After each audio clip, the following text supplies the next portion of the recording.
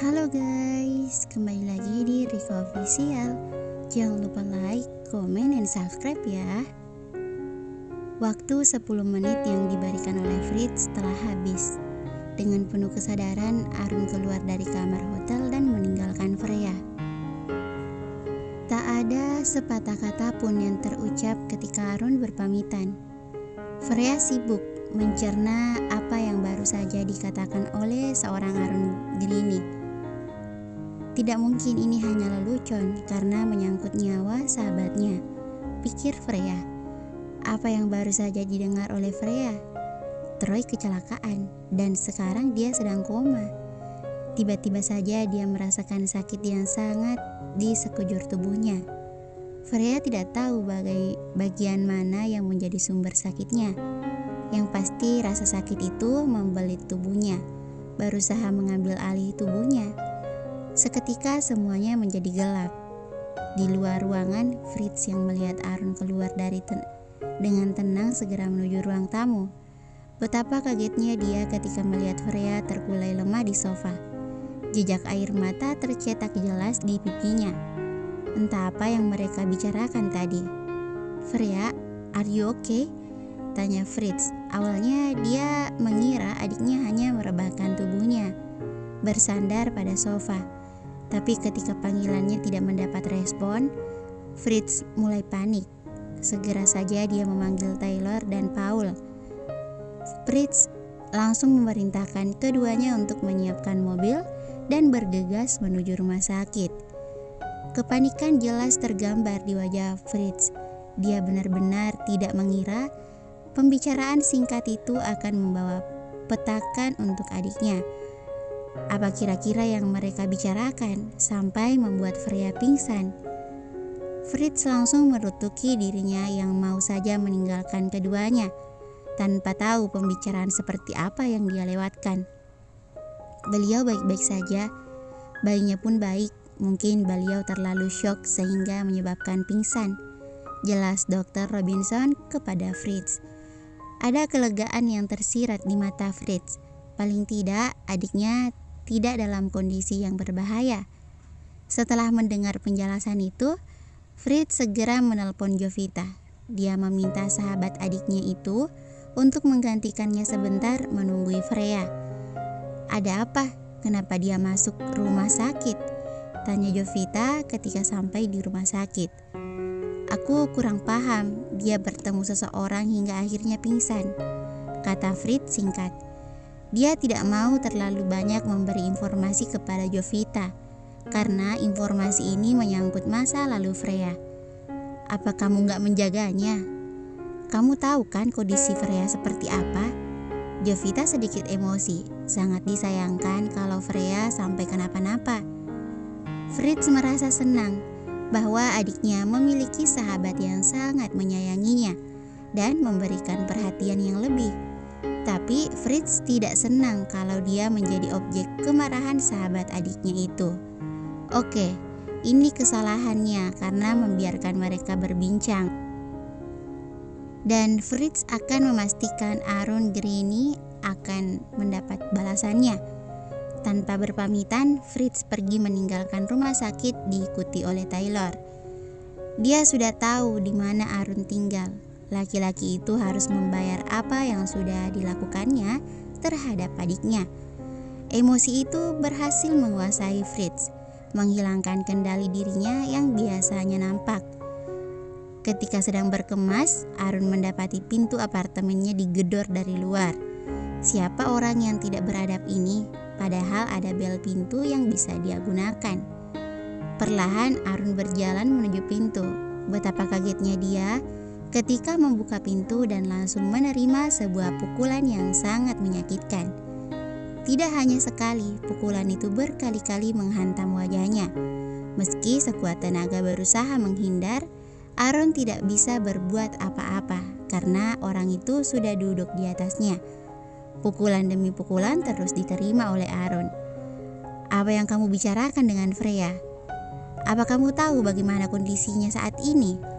Setelah mengatakan itu, orang yang dikenali Arun sebagai Fritz Mayer terus menghujaninya dengan pukulan. Baru setelah Dia kehabisan tenaga. Fritz Mayer berhenti memukulinya dan bangkit, memandangi Aaron yang sudah tidak berdaya.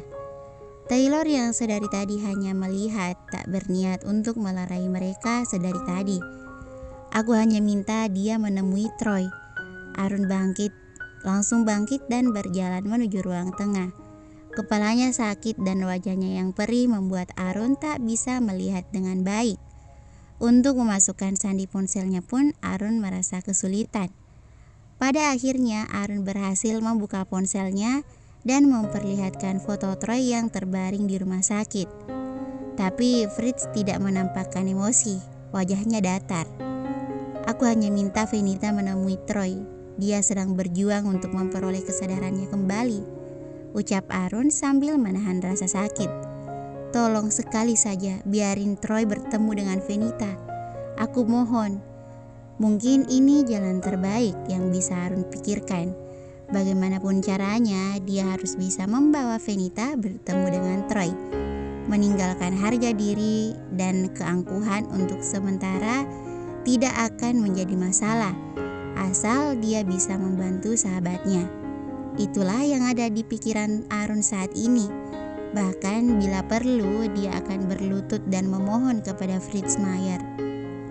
Apa foto itu yang membuat Freya syok dan akhirnya pingsan? Fritz memang bukan orang yang ramah, tapi dia bukan orang yang tidak punya perasaan. Sebenci apapun dia kepada Troy, dia tetap tidak akan tega melihat kondisinya saat ini. Apa yang terjadi sehingga Troy bisa seperti itu?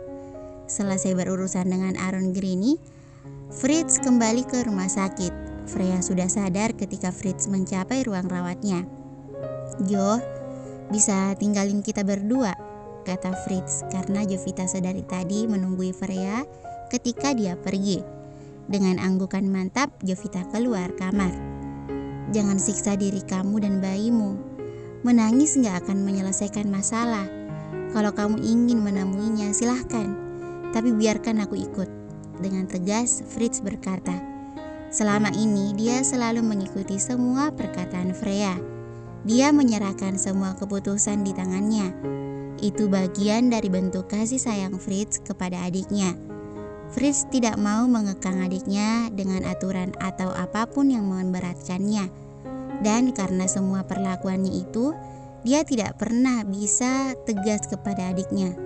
Tapi kini entah kenapa dia ingin mengambil tindakan untuk adiknya itu. Dia ingin Freya benar-benar menyelesaikan masalahnya dengan Troy sampai tuntas. Apapun hasilnya, keduanya harus mencapai kata sepakat agar mereka bisa melanjutkan hidup mereka masing-masing, andaikan mereka berpisah atau hidup bersama dengan bahagia. Freya menatap Fritz tak percaya karena sepengetahuannya Fritz tidak mau berurusan dengan Troy dalam hal apapun, kecuali masalah pekerjaan. Dan sekarang dengan lapang dada, Fritz ingin menemani Freya menemui Troy. Tak ada kata yang keluar dari mulut Troy. Tak ada kata yang keluar dari mulut Freya. Dia terus saja menangis haru karena memiliki kakak yang begitu pengertian. Dan juga sebentar lagi dia akan bertemu dengan laki-laki yang selama ini dia rindukan, ayah dari anak yang sedang dia kandung. "Kalau hasil pemeriksaan dokter baik, kita akan segera terbang ke Brisbane," tambah Fritz. Itu sama saja dia berkata bahwa Freya harus menjaga kesehatannya agar dia bisa mendapatkan surat rekomendasi dari dokter dan layak terbang. Iya, daripada dia harus berkendara lebih dari 10 jam melalui jalan darat. "Thank you." Hanya itu yang terucap, seolah mendukung ibunya untuk menemui sang ayah. Bayi itu bergerak aktif di perut Freya, membuat Freya sedikit terkejut dan kesakitan. Sesuai perkataan Fritz beberapa hari yang lalu, dia akan menemani Freya untuk pergi ke Brisbane. Ketika surat keterangan dari dokter memberikan hasil yang memuaskan dan kesehatan Freya baik, Fritz segera meminta asistennya untuk menyiapkan pesawat.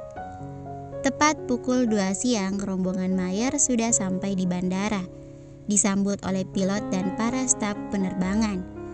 Fritz membantu Freya masuk ke dalam pesawat. Dan sekali lagi Fritz meyakinkan dirinya bahwa semua akan baik-baik saja, karena semua persiapan sudah dia lakukan dengan sebaik dan sedetail mungkin. Kedua Mayer itu sibuk dengan pemikirannya masing-masing. Freya lebih banyak diam sama seperti kakaknya. Hal itu dia lakukan agar bisa menyembunyikan rasa gelisah yang bercampur bahagia karena akan bertemu dengan Troy, meskipun dalam keadaan yang tidak begitu baik. Selama penerbangan yang memakan waktu 1 jam lebih, Freya berusaha mati-matian untuk menenangkan pikiran dan perasaannya. Meskipun dari luar dia tampak biasa saja, tapi dalam hatinya perasaan yang tak karuan menyelimutinya. Berapa lama perjalanan dari bandara menuju rumah sakit? Akhirnya Freya membuka mulutnya. Fritz yang sedikit kaget langsung menjawab, 20 menit. Seperti perkiraan Fritz, perjalanan dari bandara menuju rumah sakit memakan waktu 20 menit. Bahkan mungkin lebih cepat. Karena beberapa bulan ini sering mengunjungi rumah sakit, Freya tampak tak asing. Penciumannya langsung bisa menyesuaikan. Tapi entah kenapa kakinya terasa berat untuk melangkah. Dia sangat takut untuk terus melangkah maju menuju ruangan manapun yang akan dia tuju. Takut melihat tubuh yang terbaring itu secara langsung. Jangan memaksakan diri kalau memang kamu belum siap. Kita bisa menundanya, kata Fritz menyadari bahwa adiknya merasa ragu-ragu. Don't waste your time, balas Freya yang seolah kembali mendapatkan kepercayaan dirinya. Waktu yang diluangkan oleh Fritz sangat berharga. Jadi Freya tidak mau membuat pengorbanan kakaknya menjadi sia-sia. Fritz dan Freya yang diikuti Taylor dan Paul melangkah dengan mantap menuju ruangan yang sudah mereka ketahui.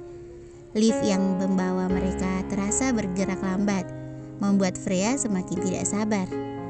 Dari lift ini, Freya bisa melihat Dikta yang sedang duduk sendirian di depan sebuah ruangan. Tatapannya seolah tidak fokus, tapi begitu dia mendengar suara langkah yang mendekat, Dikta segera mengalihkan pandangannya. Iya, mereka bisa melihat kekagetan di dalam wajah Dikta. Tentu saja sahabat Troy itu tidak akan menyangka akan kedatangan mereka. Tamu yang sangat ditunggu. Yang meski mereka tunggu dengan penuh harap, nyatanya tidak ada tanda-tanda akan datang.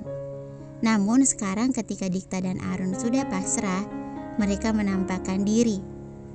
Venita, Dikta langsung bangkit dan memeluk Freya. Hanya sebentar, karena Fritz langsung menginterupsi mereka. Siapa dokter yang bertanggung jawab? Pertanyaan itu langsung terucap dari mulut Fritz. Dr. Andreas Thompson, jawab Dikta singkat. Tunggu di sini, aku akan menemui dokter, ucap Fritz kepada Freya yang dijawab dengan anggukan oleh Freya. Terima kasih kamu mau datang. Perubahan wajah Dikta jelas dilihat. Wajah itu tadinya kosong dan penuh kesedihan, lalu berubah menjadi kekagetan. Sekarang terlihat rona bahagia di sana. Freya hanya tersenyum. Dia segera berjalan mendekati dinding kaca itu. Entahlah, mungkin ikatan batin antara anak dan ayah. Bayinya langsung bergerak aktif, membuat Freya sedikit terkejut. Sekuat tenaga Freya menahan agar air matanya tidak mengalir. Dia tidak ingin membuat Fritz khawatir hanya dengan setitik air mata. Tapi rasanya dia sangat sedih, hatinya terluka, dan perasaan bersalah serta penyesalan memenuhi hatinya. Ini semua salah dirinya, sehingga membuat Troy berakhir seperti ini. Bagaimana keadaannya? Tanya Freya setelah sekian lama keheningan. Masih sama, belum ada perubahan, jawab Dikta seadanya. Karena memang begitulah keadaannya. Lama keduanya memandangi tubuh yang terkulai lemah itu. Keduanya pun tak perlu bersusah payah untuk memaksakan diri melakukan pembicaraan. Lalu datang Fritz bersama seorang dokter. Mungkin dia adalah dokter yang bertanggung jawab atas Troy, Dr. Andreas Thompson. Anda bisa masuk, maaf, tapi tidak lebih dari 5 menit, mengingat Anda sedang hamil. Perkataan sang dokter membuat Freya sedikit terkejut. Apa ini yang dilakukan Fritz ketika menemui sang dokter? Apa benar dia bisa melihat Troy dari dekat? Freya menatap kakaknya untuk sesaat, memastikan bahwa dia memang bisa bertemu dengan Troy meski hanya sebentar. Dan anggukan itu terlihat, meski samar tapi Freya bisa melihat anggukan Fritz. Segera saja Freya melangkah menuju ruangan kecil yang ada di sebelah ruangan Troy.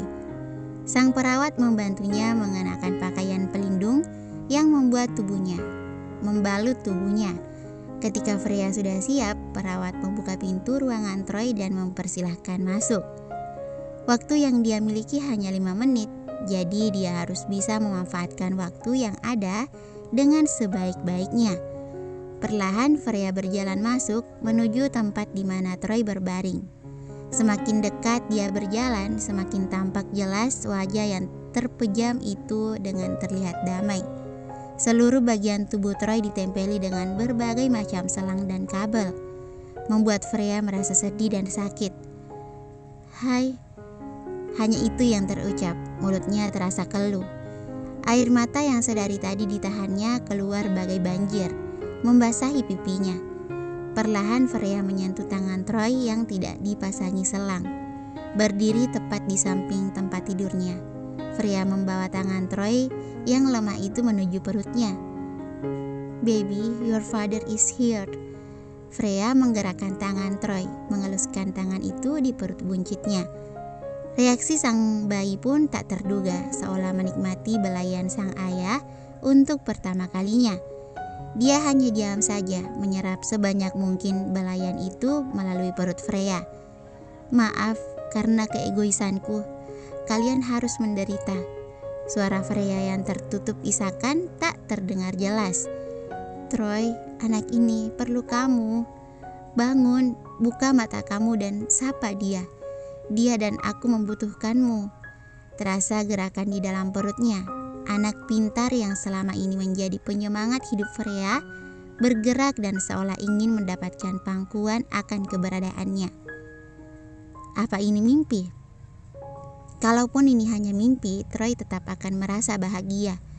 Mimpi yang belakangan ini selalu datang dalam tidurnya. Ketika dia berjalan bersama istrinya, menggandeng tangan anak perempuan kecil yang tertawa bahagia, menikmati sinar matahari dan bercanda bersama. Entah berapa kali dia bermimpi yang berakhir melihat ke arah wajah dua perempuan itu, meski akhirnya dia tidak bisa menemukan wajah keduanya. Tapi kali ini untuk pertama kalinya Troy bisa melihat wajah mereka. Sesuatu yang tidak pernah dia bayangkan, membuat semuanya terasa lebih indah. Istrinya, wajah Venita yang selalu saja membuatnya senang meski hanya dengan melihatnya. Dan rasa bahagia itu dia rasakan sekarang, meski sebatas mimpi. Oh, jangan lupakan putri kecilnya yang lucu dan menggemaskan, yang selalu memegang erat tangan Troy, membuat Troy dipenuhi oleh kebahagiaan yang meletup-letup di dadanya. Matanya tidak bulat seperti mata Venita, lebih cenderung mirip mata miliknya, tapi bibir itu mirip bibir Venita, dengan pipi yang tembem dan merona merah muda, tampak sangat menggemaskan. Juga rambutnya yang seperti rambut Troy, berwarna coklat dan berantakan. Keseluruhan gadis kecil itu adalah Troy, sangat mirip dengan Troy dari segi manapun. Bahkan ketika dia tersenyum ataupun tertawa, wajah Troy kecil akan tampak jelas di wajah putri kecilnya itu.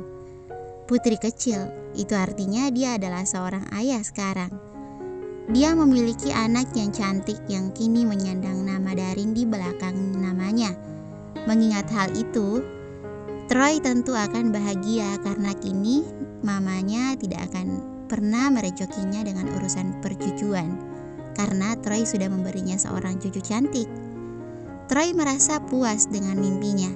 Semuanya terasa indah, bahkan dia berdoa kepada Tuhan agar tidak terbangun dari mimpi ini, menikmati setiap detik yang dia lewatkan bersama keluarga kecilnya. Bersambung, thank you for watching.